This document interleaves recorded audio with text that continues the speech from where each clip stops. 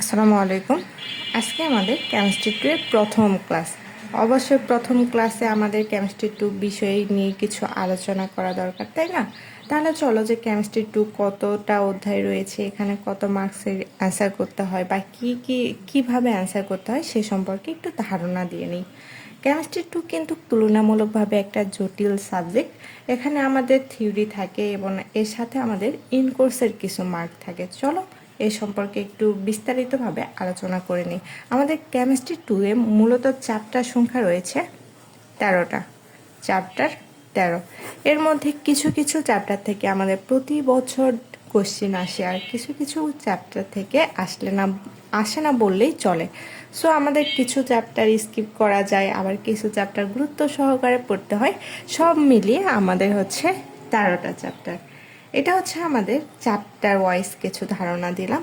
এখন আসি যে এখানে আমাদের প্রশ্ন হয় কিভাবে বা আমাদের কত মার্কসের প্রশ্ন হয় সে সম্পর্কে আইডিয়া দিয়ে নিই।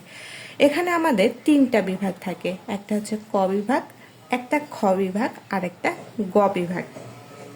এই ক বিভাগে আমাদের মোট হচ্ছে 10 মার্কের অ্যান্সার করতে হয়, 10 মার্ক। আর প্রশ্ন থাকে 12টা। এই 12-র মধ্যে আমাদের 10 মার্কের অ্যান্সার করতে হয় এবং প্রতিটা প্রশ্নে আমাদের 1 মার্কস করে। কত মার্কস করে? 1 মার্কস করে। তাহলে 1 গুণ 10 ইকুয়াল টু এখানে আমাদের 10 মার্ক। তারপরে আসি খ বিভাগে। এই খ বিভাগে মোট আমাদের প্রশ্ন থাকে 8টা। মোট প্রশ্ন কয়টা? 8টা। এর মধ্যে আমাদের লিখতে হয় 5টা প্রশ্ন। 8-এর মধ্যে আমাদের কত মার্কের অ্যান্সার করতে, কয়টা প্রশ্ন লিখতে হয়? 5টা প্রশ্ন লিখতে হয়। এই প্রতিটা প্রশ্নের মার্ক হচ্ছে 4 মার্ক করে।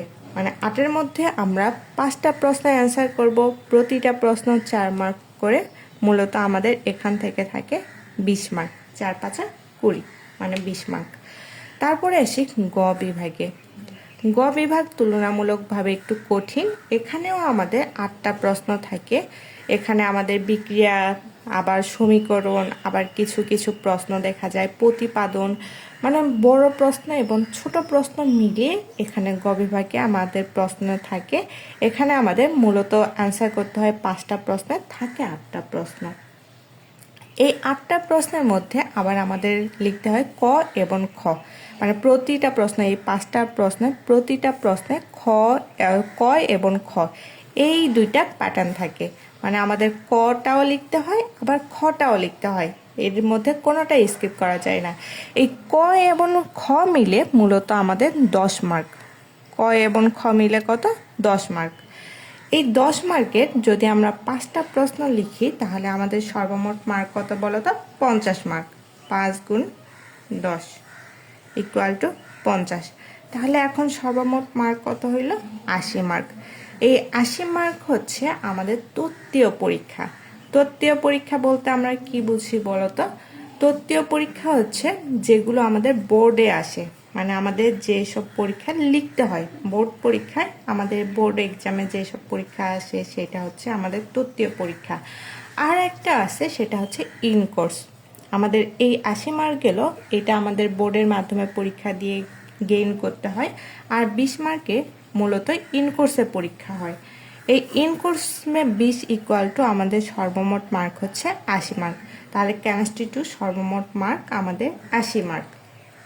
তাহলে মার্ক ডিস্ট্রিবিউট কেমন? মার্ক হচ্ছে আমাদের 80 প্লাস 20 ইকুয়াল টু 80 মার্কের। এটা হচ্ছে আমাদের ক্রেডিট 4-এর পরীক্ষা। ক্রেডিট 4 বলতে আমাদের কি বোঝায় বলো তো? 100 মার্কের পরীক্ষাটাকে আমরা ক্রেডিট 4 বলে থাকি। তাহলে এই কিছু নিয়েই হচ্ছে আমাদের কেমিস্ট্রি 2। নেক্সট আমরা কেমিস্ট্রি 2 এর চ্যাপ্টার ওয়াইজ কিছু ক্লাস দেখার চেষ্টা করব। আসসালামু আলাইকুম।